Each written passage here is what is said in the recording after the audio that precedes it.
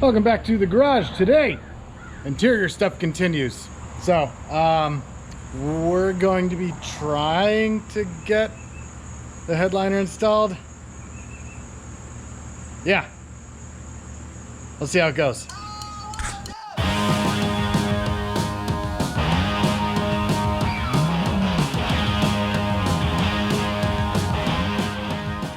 So, to do your headliner, this is what you need. Well, let's start here. Headliner, part number 20725-754. It's the black, is this color, what I'm going with, Moonskin, which is, I think, the same texture as the OEM one. I was lucky enough that I had all three of the original bows, rear, middle, front, labeled appropriately by yours truly. Typically, and you'll see this later, on the front and the rear, well, maybe just the rear, there's a little wire hook that, because these rotate, that holds it in the up position. I don't know where that wire is, so we're just gonna make one with that wire right there.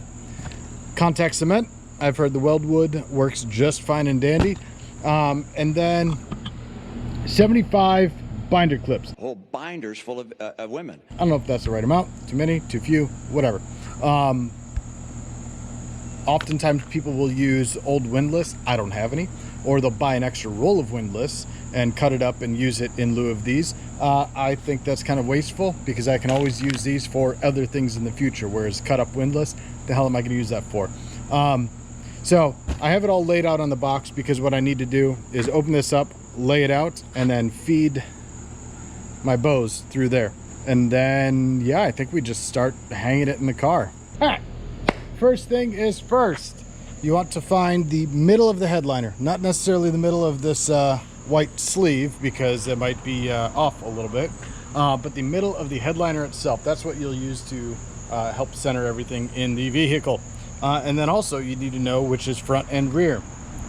On the Fastback, the rear is this bit right here. It's the one with the little extra bit of material. Not up here. This is where it goes on the A-pillar. So next up, what we're going to do, now that I know this is the rear, pretty straightforward stuff. You take your rod and you shove it in the hole. That's what she said.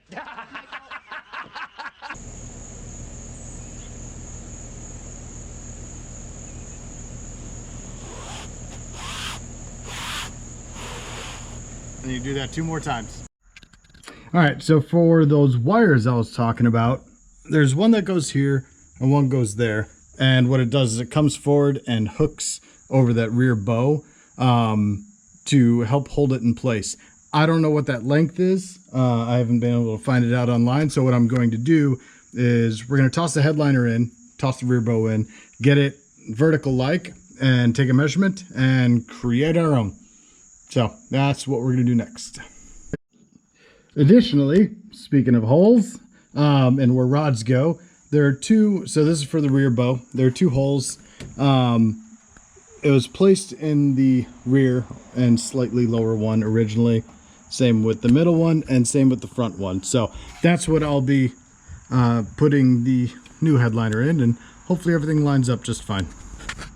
So I have the rear bows in, or all the bows in, and the rear bow is vertical, and the rod is to the far left side of that white bit right there. So if I center my tape measure on the hole, and I look at where the bow is, it's right at 6 1/4. So 6 1/4, 6 3/8 is where I plan on doing the inside to inside measurements for my hooks. All right, so this is how they should be. I'm hoping that they're a good length. So I created a little hook in there, created a hook there, and I left it a little long, so if I need to adjust it, I can just create the bend elsewhere. But it goes up through the material and then hooks back and around the actual rod itself. So when it's pulled forward, it'll pull against here and keep it nice and tight. So I'll show you why that's important in just a second here. All right, the 3 bows are vertical, but you know, you see I have a gap right here. I don't know if you see that. And let me get a better light in here. All right, so you see there's a whole bunch of floppy material, obviously. But what you do is you actually pull the front side tight first, and what that does is that allows fore and aft, front to rear, the headliner to be taut. And if you didn't have those little hooks, as you pull this forward, all the bows would rotate forward and it'd just be floppy like that, and nobody likes anything that's floppy. So anyway, so that's how or why those are important, and hopefully they're close enough in length. They should be pretty good. But next step is to start stretching this thing forward and use our myriad of clips to get this thing clipped and in place.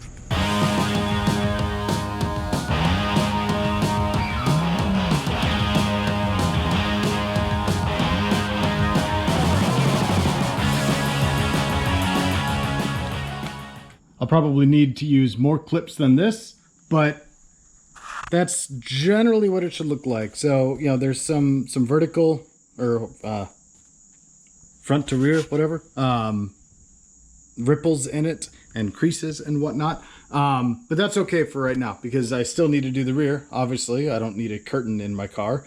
So what I'm gonna do is we'll do the same exact thing for the rear, and then we'll start pulling it left to right and try and get all of the wrinkles out of it in the main bit anyway.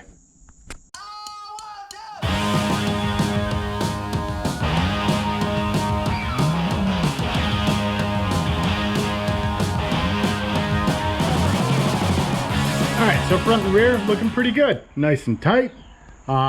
Nothing's flying off of where it should be, but you can see there's wrinkles, right, going.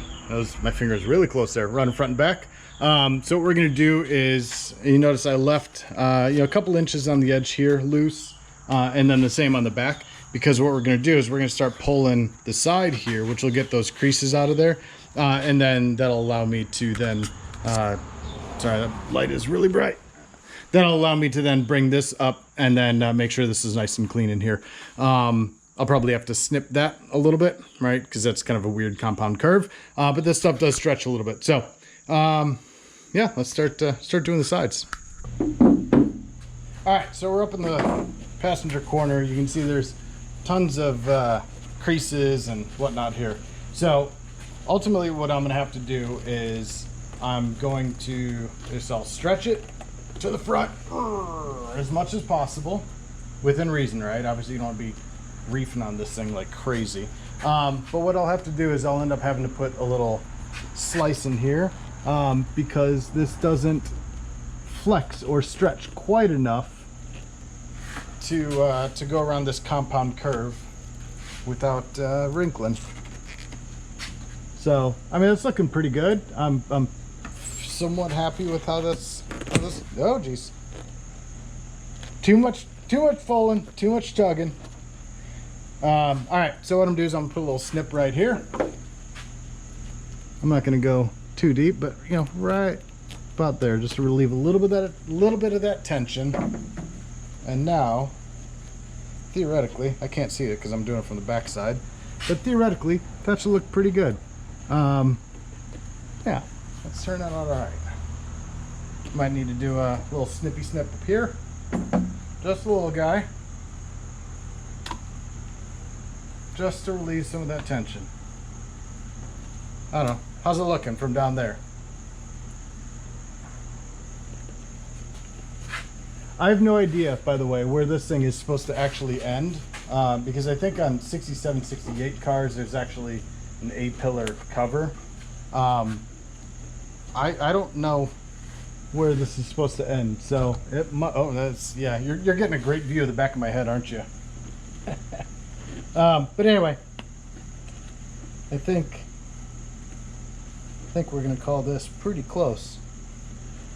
But anyway, that's looking pretty decent. It's looking definitely much better than it did before. So I'm gonna go do the other side, and then we'll have to do the back. Cool. We are now in the back corner. That's the back of the car over yonder. So this doesn't have to be quite as tight, right? Because we're gonna have the trim panel that comes up here, and then there's also the fastback trim bit that goes across the top there. So I'm not going to be quite as fastidious about getting all of the wrinkles out, but obviously still want it to look good. So realistically, I'll probably have to put a little snip here and a little snip right here, just because of the curves. So let me go ahead and grab my scissors. Just put just a little guy in there. Just a little guy. Dead on all morning. How about that little fella? Well, that little guy. I wouldn't worry about that little guy. And then what I'll do is bring that there. I'm gonna grab a blue clip. That green one wasn't bringing me any luck. All right, now we'll I'll have to snip that on the back.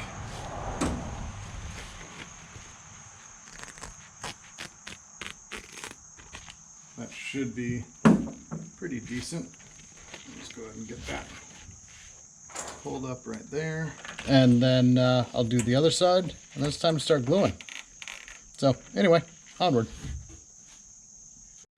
Cool, now that we have fronts, sides, A-pillars, B-pillars, all that stuff squared away, I am content with the volume and number, or volume and size, whatever, of the creases. I'm good. So next, what we're gonna do is we're gonna take our weld wood right here, which I think I just showed you earlier, but if not, contact cement. What we're gonna do is, I'm just gonna do it in sections, so probably here to here, maybe here to the middle. Pull the clips off, pull the headliner down. How this works is you paint the inside, so you paint both substrates basically. So inside of the headliner, and then also the what's this called? Lip, if you will. You let it tack up for 10 or 15 minutes, and then you stick it back on. You toss the clips back on. Let's see what does it say here. I don't know how long it takes to actually fully cure, but I'll probably leave it until tomorrow, and then we'll put some actual windlace on there and trim it back. So I think that's what we're gonna do.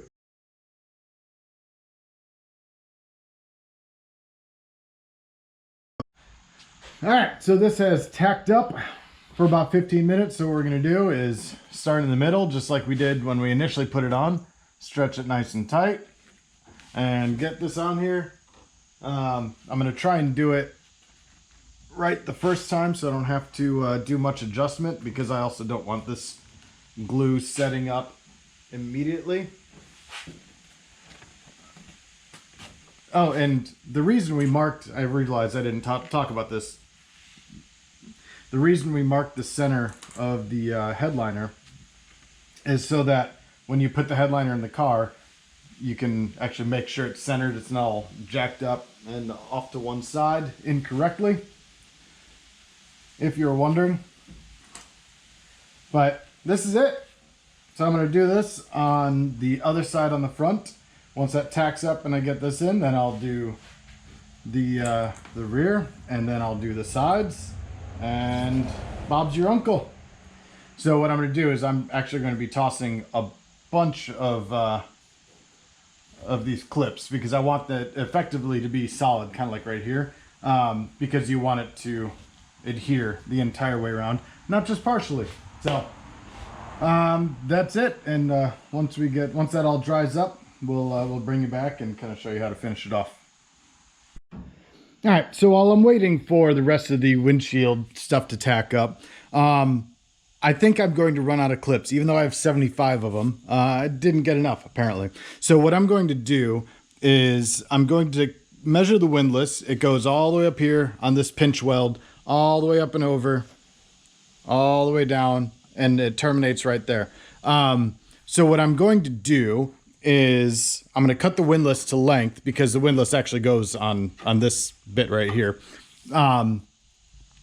Because then what I can do is I can stick the new windlass on there, and then I can remove these clips and use them for the back or the remainder of the front as necessary. So let's get that squared away, and then by that time, that should be tacked up over yonder on that side. Put the clips on there, and then I can start working on the back.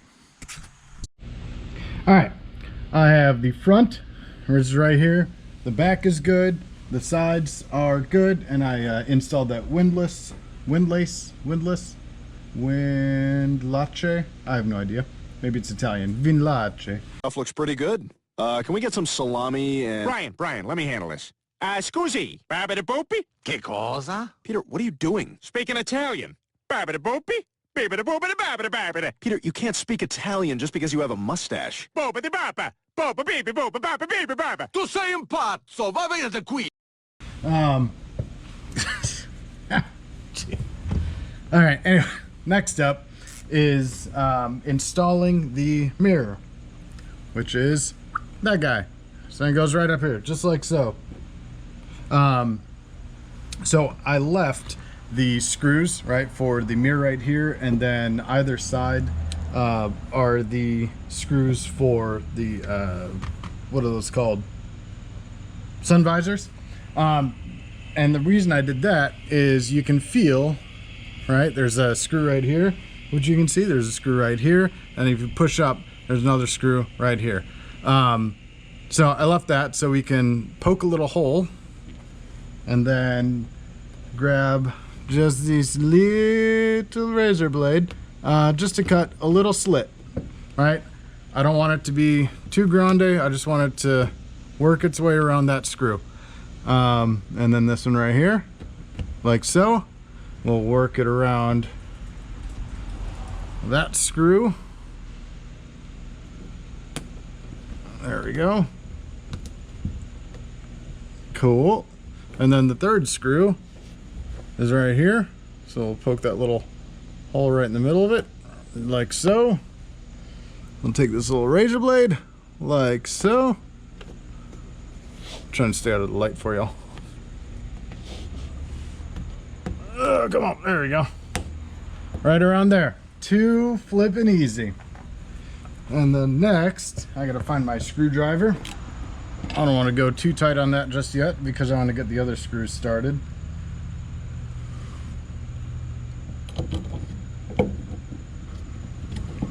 There it is.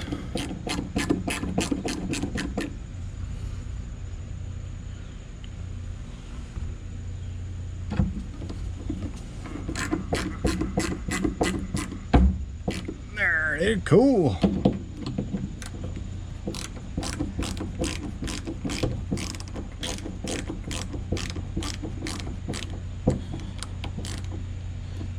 One, two, three tightened. All right, rear view mirror is in. It's all scratched, the back side's all rusty, but you know, it's fine because I had it and I don't want to pay for another one. So we're gonna do the same exact thing for the visors, but probably won't record that because it's no different than that. So I guess that is where I will leave you for the day. Let's spin you around here. Hey, how's that look? Can you see me? All right, cool. Appreciate y'all coming along. That is how you install a roof liner, headliner, ceiling liner, whatever.